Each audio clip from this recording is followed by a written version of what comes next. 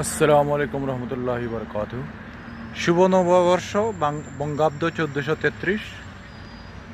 আমরা এটা পালন করতে পারি মুসলমানেরা।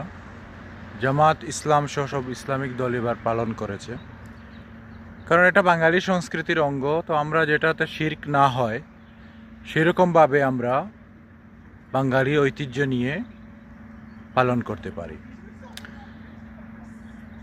কলকাতার একটা হিন্দুয়ানি সংস্কৃতি নিয়ে আমাদের বাংলাদেশে যেটা করা হতো আগে, সেটা ইসলামকে তুচ্ছ-তাচ্ছিল্য করা হতো, অথচ বাঙালি মুসলমানদের যে সংস্কৃতি সেটা শিরক মুক্ত থেকেও করা যায়। যেমন নবান্ন, পিঠা উৎসব, হালকাতা।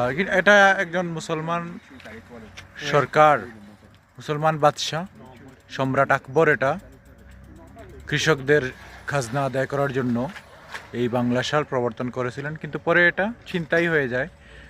এটা সবসময় আমরা দেখেছি এই পর্যায়ে 54 বছর যে ইসলামী মন মানসিকতার যারা মানুষ তাদেরকে একটা হেয় তাচ্ছিল্য করা হয় এই উৎসব দ্বারা।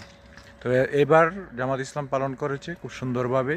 এভাবেই পালিত হোক এবং বাঙালি সংস্কৃতিটি, বাংলাদেশি সংস্কৃতিটি শিখমুক্ত রেখেও যে করা যায় তা প্রমাণিত হয়েছে এবার।